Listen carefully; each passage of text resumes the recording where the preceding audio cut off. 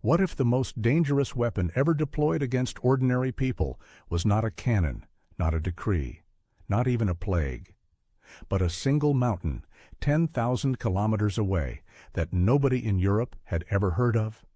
What if one eruption, lasting just a few days, destroyed more livelihoods, displaced more families, and quietly handed more power to governments than any war of the 19th century? And what if the people in charge already knew exactly how to use a starving population before the first snowflake fell in July? Welcome to EPOCH RESET. If you are here for the first time, you have just found the channel that digs into the moments when the world changed, and almost nobody noticed why. Subscribe now, because what you are about to hear over the next several minutes will change the way you look at every food crisis, every emergency measure, and every mass migration story you have ever been told. And somewhere near the end of this video, there is a detail buried in one demographic report that frankly still gives me chills. Stay for that. But first, tell me something in the comments. When you hear the phrase, "year without a summer," what comes to mind? A quirky historical footnote? A fun fact about Mary Shelley writing Frankenstein? Because what the record actually shows is something far more unsettling than a literary anecdote. It shows a moment when nature cracked the world open and very specific hands reached in to rearrange the pieces. Let us start where the official story starts, but let us not stop where it conveniently does. On the evening of April 10, 1815, the island of Sumbawa in the Dutch East Indies shook with a violence that had not been witnessed in at least 1,300 years. Mount Tambora, a towering peak standing roughly 4,300 meters above sea level, detonated with a force rated at 7 on the Volcanic Explosivity Index. To put that in perspective, that scale only goes to 8. Columns of fire reportedly reached 43 kilometers into the sky. At least 37 cubic kilometers of rock, ash, and volcanic debris were hurled into the atmosphere in a matter of hours. The sheer volume is almost beyond comprehension. If you tried to fill a line of dump trucks with 37 cubic kilometers of material, the line would stretch past the orbit of the moon. The immediate toll was staggering.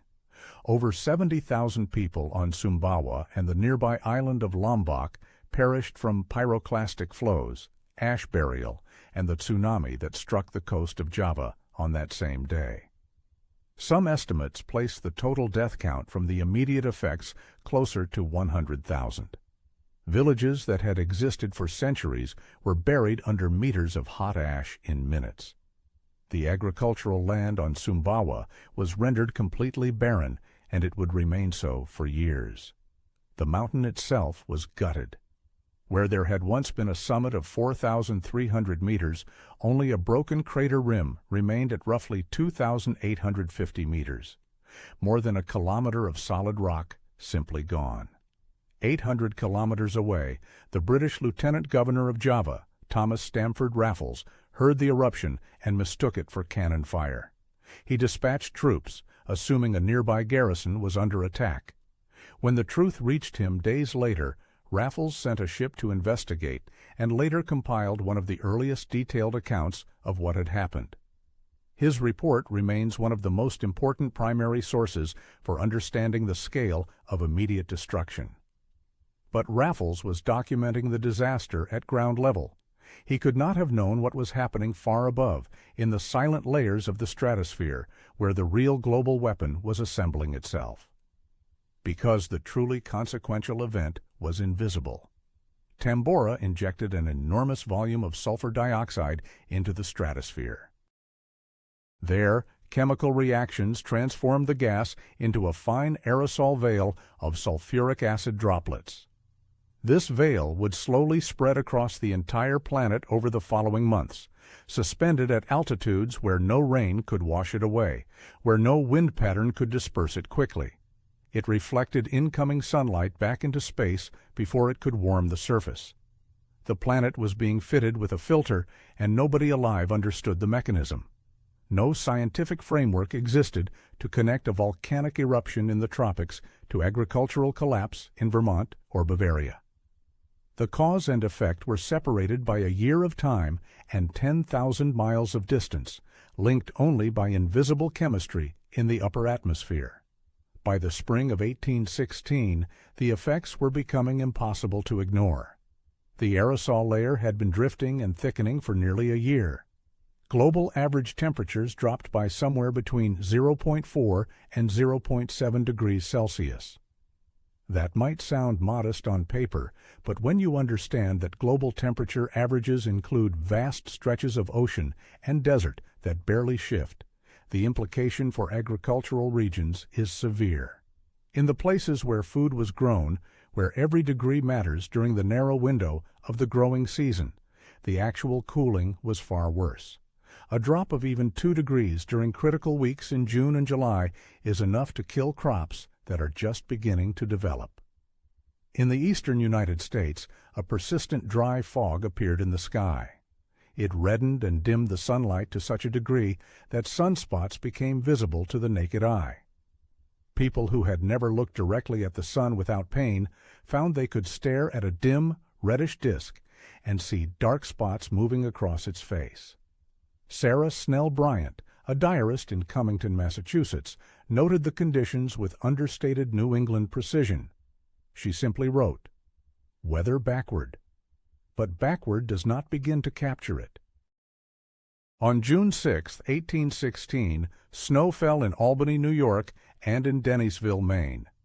Nicholas Bennett, a Shaker living near New Lebanon, New York, recorded in May that all was froze and the surrounding hills were barren like winter.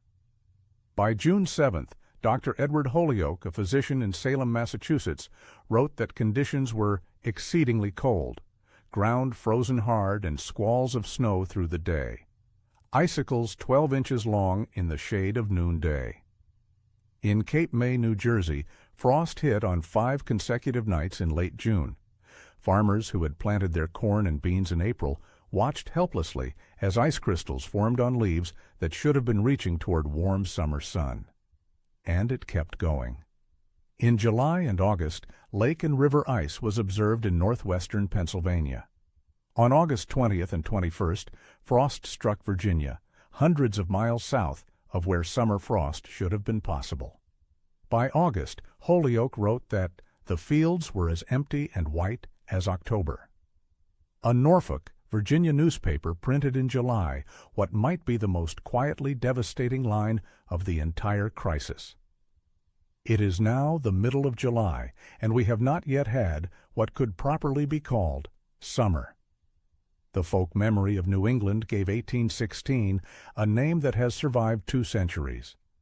1800 and froze to death. It was not poetry. It was not exaggeration. It was a description of lived experience by people who watched summer refuse to arrive, month after month, while their food supply dwindled toward nothing. But here is where the standard telling usually pauses to marvel at the weather and then jumps to Frankenstein. What it skips is the most important part. What happened to the food? What happened to the people who depended on that food? And critically, what happened to the systems of power that controlled who ate and who did not? Because the cold did not merely inconvenience farmers, it annihilated them. Across the grain-growing regions of Europe and North America, the 1816 growing season was a catastrophe without modern precedent. Crops froze in the fields, not once, but repeatedly. Corn that managed to sprout was killed by frost in every single month of what should have been the growing season. William G. Atkins, a Massachusetts historian, described severe frosts every month and corn so damaged it was scarcely worth harvesting. In Maryland, brown, bluish, and yellow snow fell, colored by volcanic ash carried in the upper atmosphere, an eerie and terrifying sight for people who had no framework to explain colored precipitation. In northern Italy, red snow was reported throughout the year. A Virginia newspaper lamented in September, "The cold as well as the drought has nipped the buds of hope." The immediate result was a food crisis of extraordinary scale. Historian John D. Post later called it the last great subsistence crisis in the Western world, and the evidence supports the title without reservation. Grain prices exploded. The price of oats, a staple both for human consumption and for feeding the horses that powered virtually all overland transport and agricultural work, surged from 12 cents per bushel in 1815 to 92 cents in 1816. That is not inflation. That is not a market fluctuation. That is the economic signature of collapse. Nearly an eightfold increase in the price of a basic commodity in a single year. In the German state of Württemberg, people resorted to making bread from straw and tree bark. They ate moss, they ate grass, they boiled leather. The death rate exceeded the birth rate in both 1816 and 1817, meaning the population was literally shrinking from starvation and the diseases that follow it. In Quebec, supplies of bread and milk simply ran out. Markets that had functioned for decades suddenly had nothing to sell. Nova Scotians survived by boiling foraged herbs. Families that had been comfortable farmers the previous year were reduced to scavenging in forests like their ancestors centuries before. And across Ireland, Italy, Switzerland, and Scotland, typhus epidemics tore through weakened populations between 1816 and 1819. According to compiled records, over 65,000 people died from typhus alone during those years. Typhus thrives in conditions of crowding, malnutrition, and poor hygiene, all of which the famine produced in abundance. Food riots broke out across Europe, the most violent since the French Revolution. Crowds that had endured years of war under Napoleon now found themselves facing an enemy they could not negotiate with, could not surrender to, could not bribe or outwit. The cold was impartial. The hunger was universal. But the response to that hunger was anything but impartial. And this is the hinge point that most retellings glide past. The disaster was natural. The volcano was natural. The aerosol veil was natural. But what governments did next was entirely a choice. And those choices reshaped the political landscape of the Western world more thoroughly than any treaty or revolution had managed. Some countries moved swiftly to prohibit grain exports or levy prohibitive duties on outgoing food shipments. On the surface, this sounds reasonable, even compassionate. Keep the food at home. Feed your own people. But look at the mechanics more carefully. When a government seizes control of food distribution during a crisis, it does not merely feed the hungry. It decides who gets fed. It decides which regions receive grain and which do not. It decides which communities are worth sustaining and which are allowed to wither. It decides which populations are essential and which are expendable. The power to distribute bread is the power to dictate loyalty. And in a famine, loyalty is not optional. It is the price of survival. Meanwhile, the Russian Emperor Alexander I found himself in a remarkable position. Russia, partially shielded from the worst of the cooling by its continental geography, its vast grain-producing steppes, and its different agricultural calendar, still had grain to spare when Western Europe was starving. Alexander donated supplies to Western Europe, a gesture that was simultaneously charitable and geopolitically brilliant. A starving continent does not forget who sent the bread, and it does not ask too many questions about what that benefactor might want in return. Diplomatic leverage bought with grain is perhaps the most cost-effective investment a ruler can make. In Württemberg, King William I ascended the throne in October of 1816, stepping directly into the middle of the catastrophe. His response was sweeping and systematic. He professionalized agriculture, reformed the state administration, pushed through a new constitution, and worked aggressively to reduce government debt. He also founded institutions dedicated to agricultural improvement and research. History generally frames William as an enlightened reformer and modernizer, and perhaps he was. But notice the pattern beneath the praise. Every single one of those reforms concentrated authority.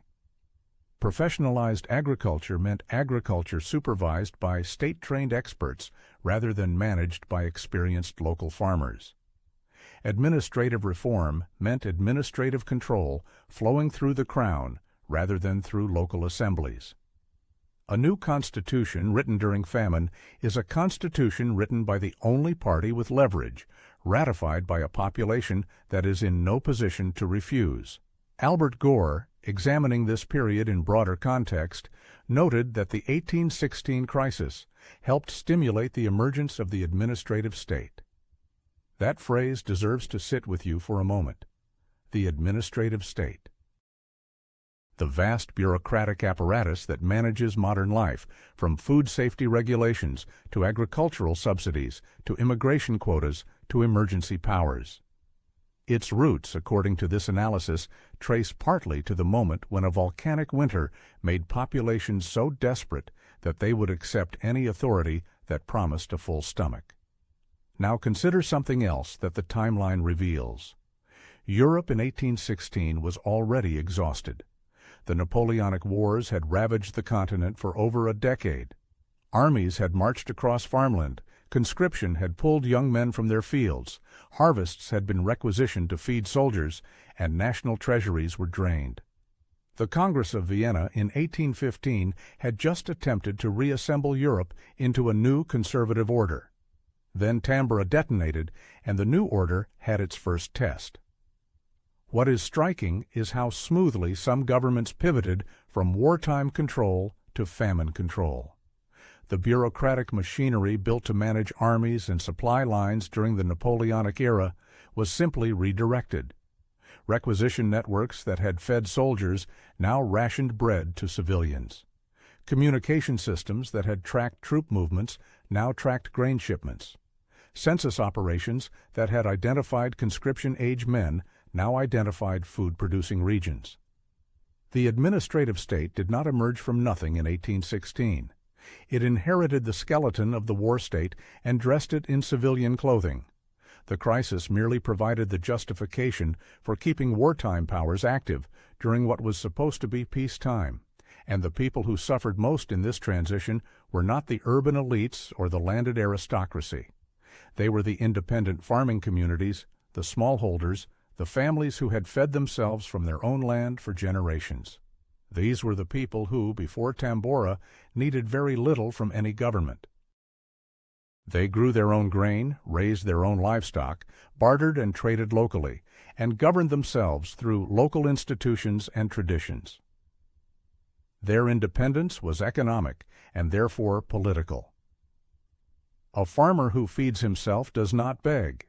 A community that provides for its own does not negotiate from weakness. But when the growing season fails completely, when frost kills everything in the field, when your stored grain runs out and the next harvest is months away, and there is no guarantee it will come at all, that farmer suddenly needs the state. And the state was waiting with open arms and very specific conditions attached to every sack of grain. What do you think is really going on here? Does the simplest explanation satisfy you that governments were just doing their best in a terrible situation, making hard choices under impossible pressure? Or does this feel like something that was carefully calibrated, a set of responses that were far too organized and far too convenient for the parties that implemented them? Tell me in the comments. Because the next piece of this story is about what happened when millions of people decided, or were pushed, to leave everything behind. The migration triggered by the 1816 crisis was not a gentle drift. It was not a gradual relocation over decades. It was an exodus, sudden and massive, driven by desperation and shaped by forces the migrants themselves barely understood. And its demographic consequences reshaped entire continents in ways we are still living with today. In Vermont alone, the state lost between 10,000 and 15,000 people in 1816 and 1817. Historian L.D. Stilwell calculated that this single hemorrhage of population erased 7 years of growth. 7 years of births, immigration, and settlement, wiped out in 2 seasons of cold. Farms were abandoned, houses stood empty. Communities that had taken a generation to build dissolved in months. And Vermont was not unique. Across New England, families packed what they could carry and moved west, following rumors of better land, warmer weather, and the possibility, however slim, of growing enough food to survive another winter. The destinations tell their own story: western New York, the Northwest Territory, the lands opening beyond the Appalachians. Indiana achieved statehood in December of 1816, right in the middle of the crisis. Illinois followed 2 years later.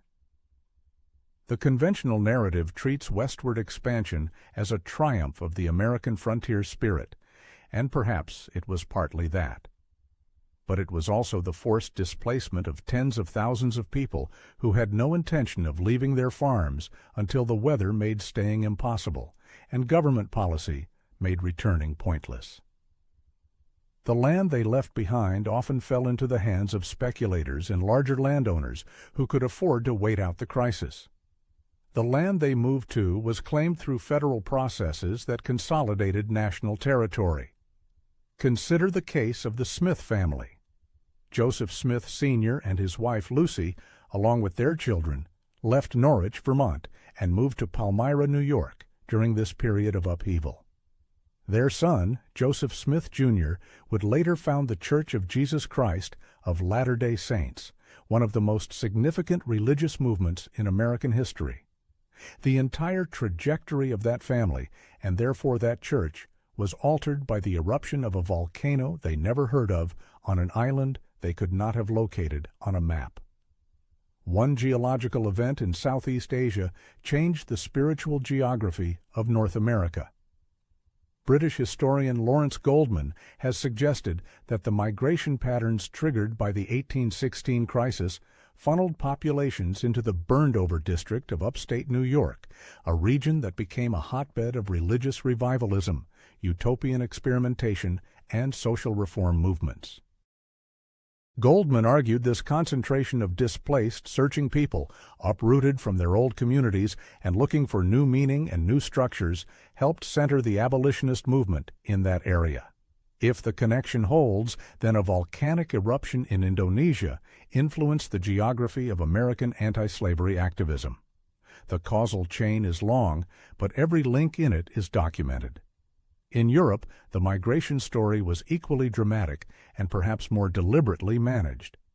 German immigration during and after the crisis was massive, flowing primarily toward Russia and the United States. This was not a trickle of adventurous young men seeking opportunity. It was families, entire communities, sometimes entire villages, fleeing starvation. The emigration flow, according to demographic historians, completely changed the pattern of German migration for decades to come.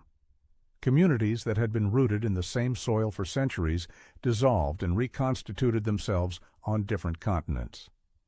And here is a question that the records raise but never quite answer. How much of this migration was purely desperate flight, and how much was encouraged, facilitated, or even engineered? When a government prohibits grain exports, centralizes food distribution, and simultaneously makes it easier for certain populations to emigrate, the effect is a selective pressure. People who cannot get food in their home region but can get passage to another continent will leave. The communities they leave behind become emptier, their land becomes available for consolidation, and the political landscape simplifies. Fewer independent smallholders means fewer voices demanding local autonomy. More centralized agriculture means more dependence on state infrastructure. The math is not complicated, and the people doing the math in 1816 were not fools. Some sources suggest that the clearing of certain territories was not merely a side effect of the crisis, but an outcome that powerful interests found convenient. Land that had been worked by independent families for generations changed hands during the famine years. Estates expanded. Commons were enclosed. The record is incomplete, and accounts differ on how deliberate this process was. But the result is undeniable. By the time the climate normalized in the early 1820s, the map of land ownership in parts of Europe looked substantially different than it had in 1815. The small parcels had become large ones. The many owners had become few. If you are still with me, and I hope you are starting to see the shape of something larger than a weather anomaly. It is not a conspiracy in the dramatic sense. Nobody made the volcano erupt. Nobody engineered the aerosol veil. But the response to the crisis, the policies enacted, the migrations enabled, the power consolidated, none of that was inevitable. Every one of those outcomes was a decision made by someone with the authority to make it.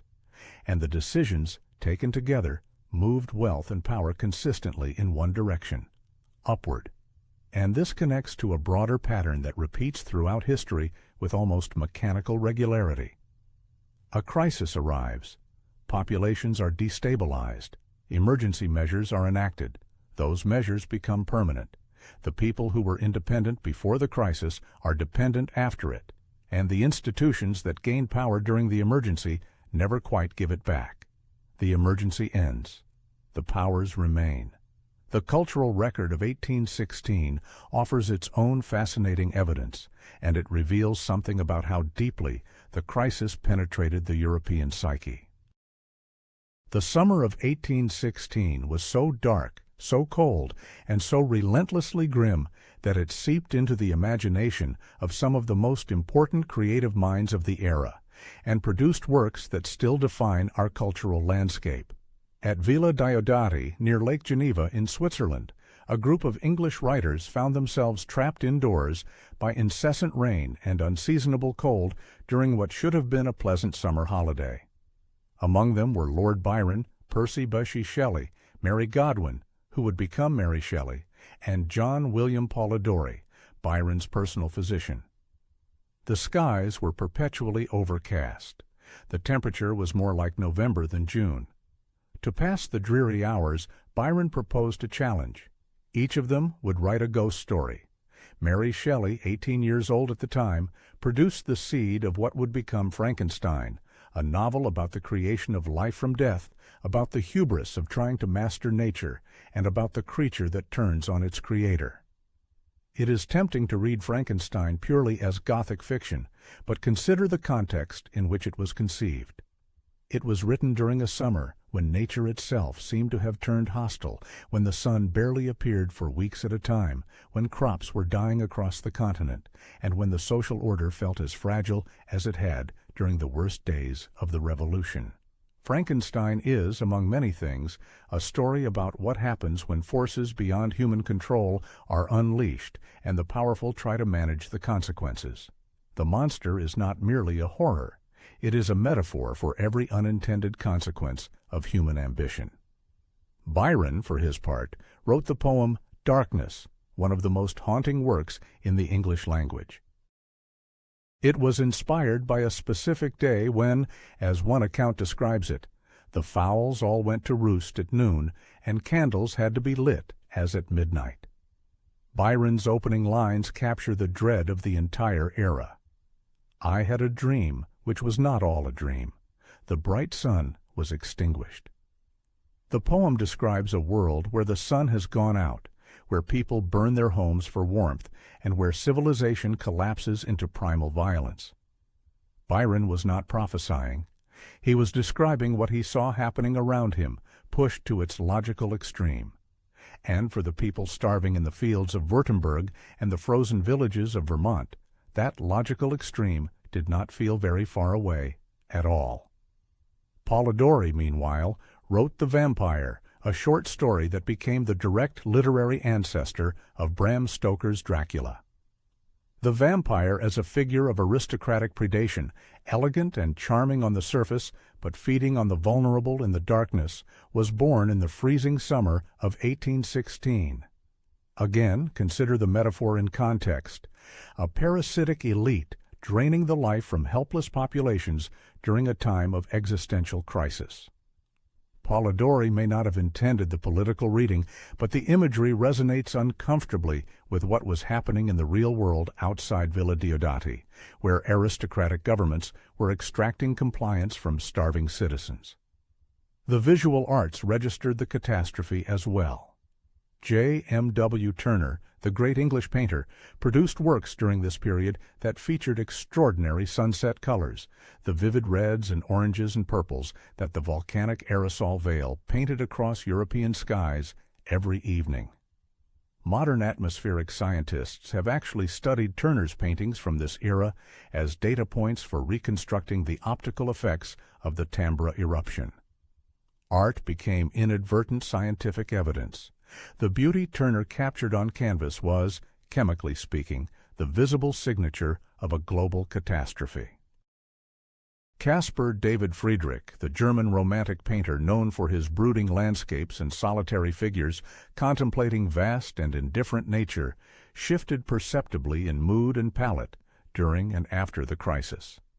His work grew darker, more desolate, more preoccupied with the smallness and vulnerability of human beings against forces they could neither control nor comprehend.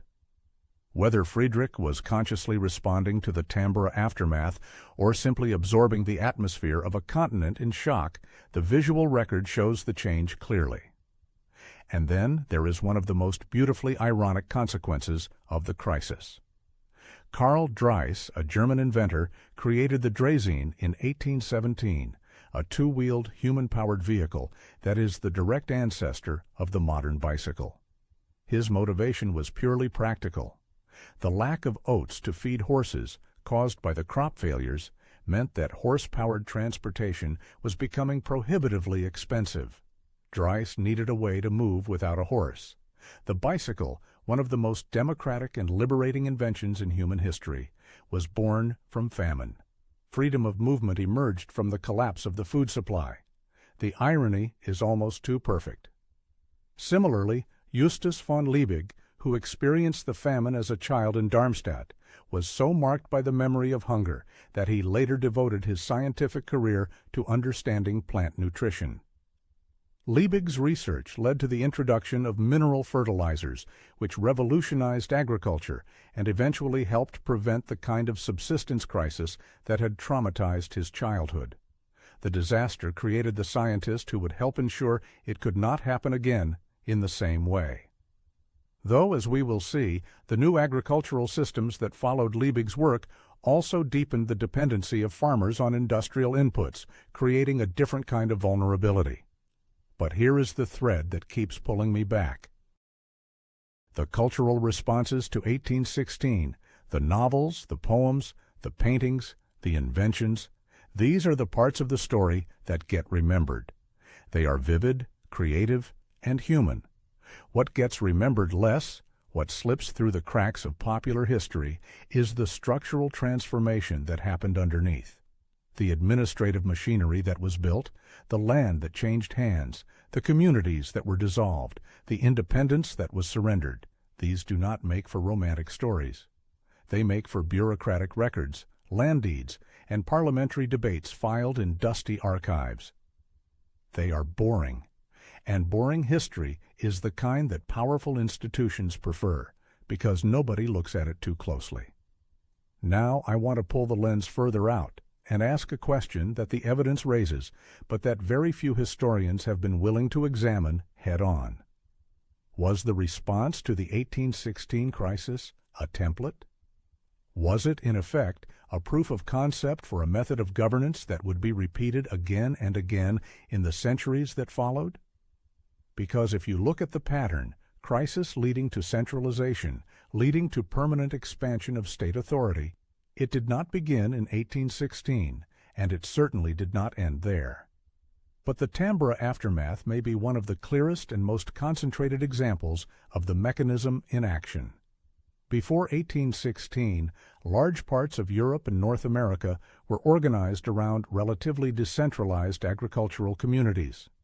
Farmers grew food, traded locally, governed themselves through local institutions, and interacted with central governments primarily through taxation and occasional military service.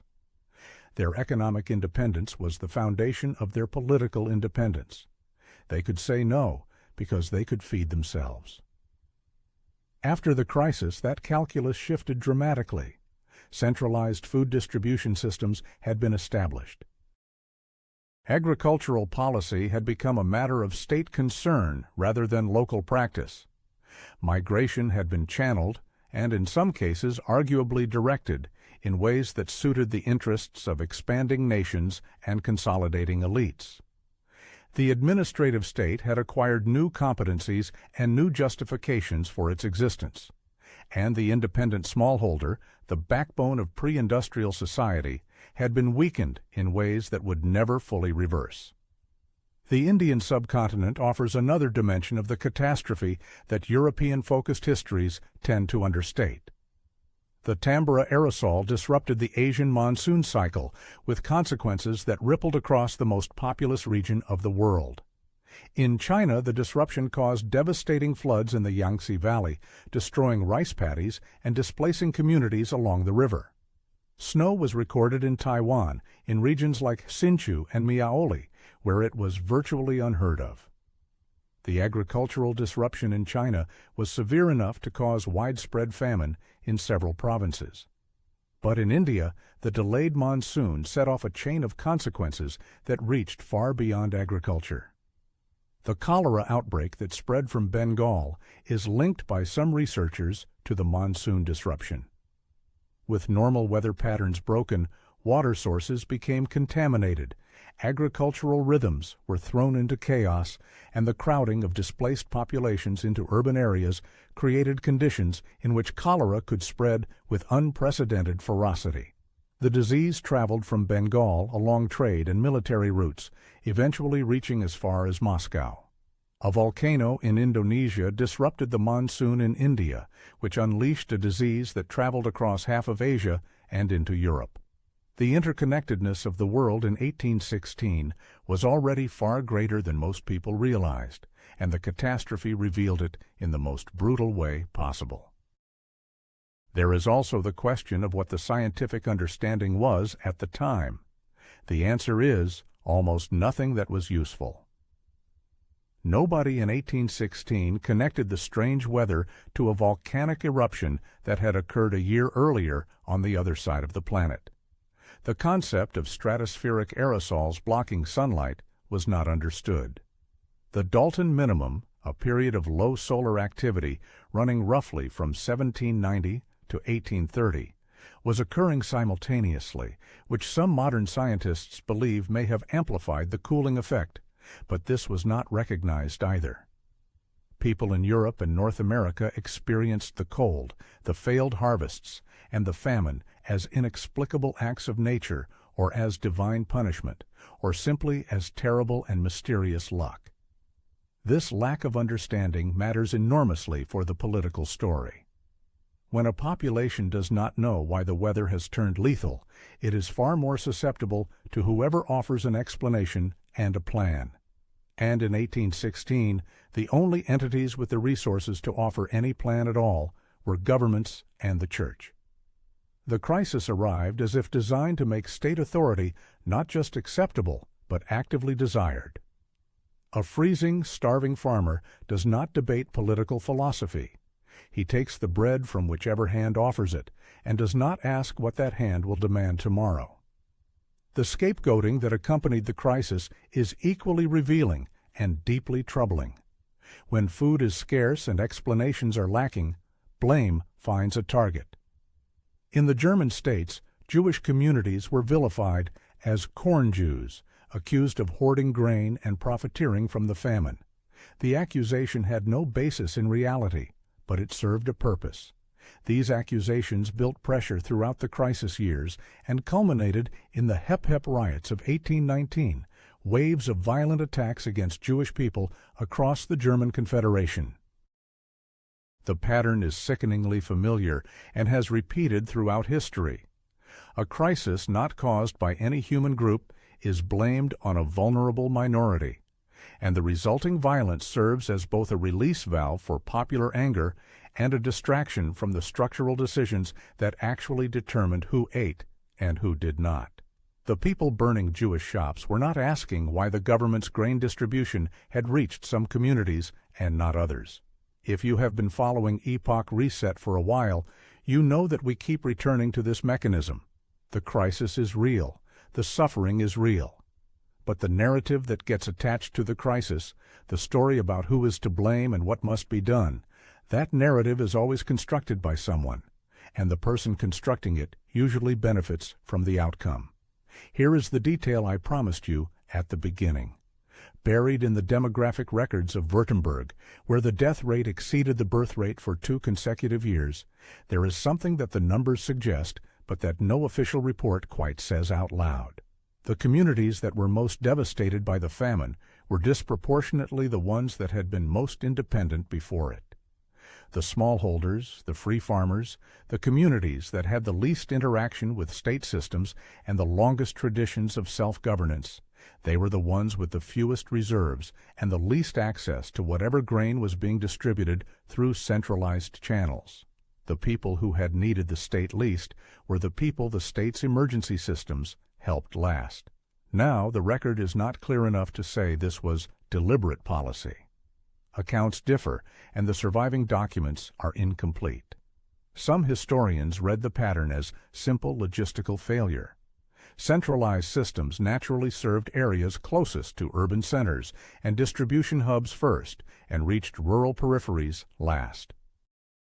Others suggest something more calculated, noting that the communities left to starve were precisely the ones whose independence had been a thorn in the side of centralizing governments for generations. What doesn't add up, in either reading, is why the post-crisis reforms consistently made the surviving population more dependent on the very systems that had failed to reach them during the emergency. If the lesson of the famine was that centralized distribution was too slow and too uneven, the logical response would be to strengthen local self-sufficiency, to build granaries in every village to ensure that no community ever had to depend on a distant capital for food again. Instead, the opposite happened. Local self-sufficiency was further eroded, and centralized systems were expanded and made permanent. We cannot confirm deliberate intent, but we can observe the result. And the result looks like something that was carefully designed to benefit the institutions that implemented it. This brings us to the question that sits underneath everything we have discussed. Is this just the way crises work? Is it an iron law of emergencies that they always consolidate power upward? Or were the specific actors in 1816 making choices that served their interests while draped in the language of public welfare? The honest answer is probably some mixture of both. Crises do create genuine pressure for coordination and centralization. When food is running out across an entire region, someone has to organize distribution, and that someone will inevitably accumulate authority in the process. But the degree of centralization, the permanence of the new structures, the specific populations that benefit or suffer, and the question of whether emergency powers are ever returned, those are not determined by the crisis itself.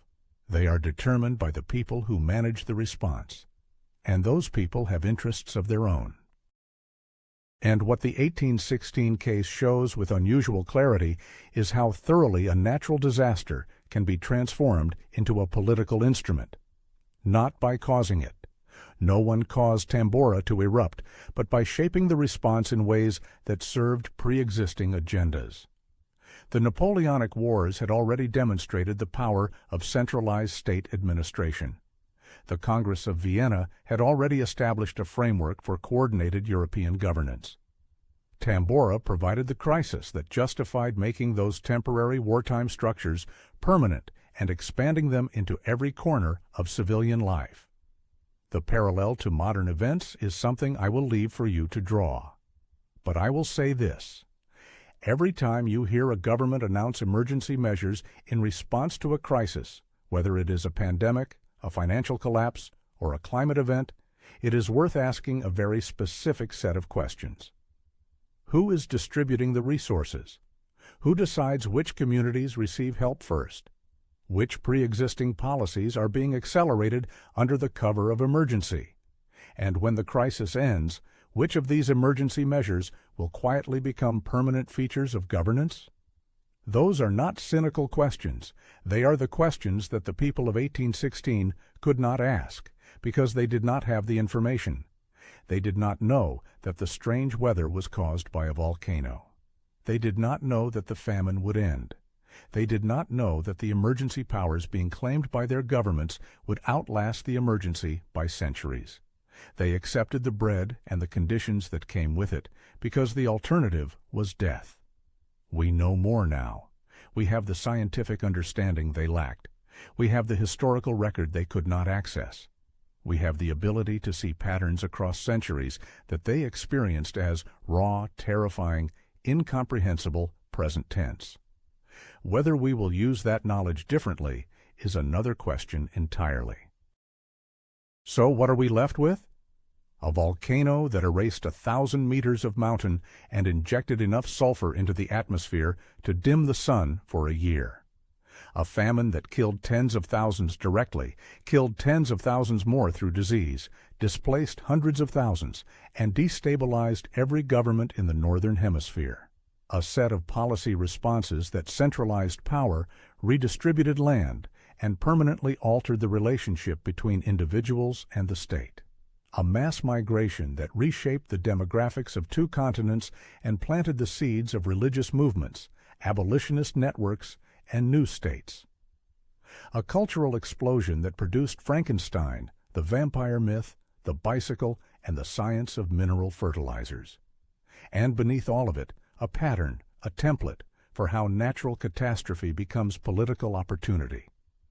If you subscribe to EPOCH RESET, and I genuinely hope you will, this is the kind of investigation we do here every week. We do not just tell you what happened. We ask who benefited, who decided, and what was built on the wreckage. Hit that subscribe button because the next investigation goes even deeper into a period that history books treat as settled, but that is anything but. The real reset of the 19th century was not political. It was not ideological. It was not military. It was atmospheric. A veil of sulfuric acid, invisible and silent, drifted across the planet and cooled it just enough to break the food supply. Everything else, the riots, the migrations, the new laws, the new borders, the new dependencies, the new concentrations of power, all of it followed from that single physical fact. And the people who managed the aftermath understood something that the rest of the population was too hungry and too frightened to see. That a crisis of this magnitude does not merely destroy the old order. It creates the conditions for a new one. And whoever controls the transition controls the future. The ice that formed on Pennsylvania lakes in July of 1816 has long since melted. The brown and yellow snow that fell on Maryland is forgotten. The red snow of northern Italy is a curiosity in old weather records.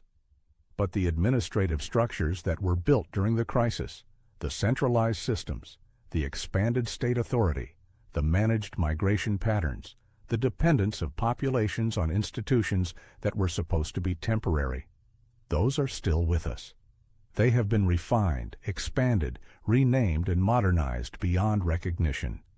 But their roots reach back to a summer that never came, to fields that never grew, and to a population that traded its independence for bread and never quite got it back. What do you think? Was the response to 1816 the best that could have been done under impossible circumstances? Or was it something else, something more deliberate, a blueprint that has been followed ever since, whenever the world cracks open and the powerful see their chance? Drop your answer in the comments. I read every single one, and some of the best insights on this channel come from you, not from me. This has been EPOCH RESET. The weather changed the world.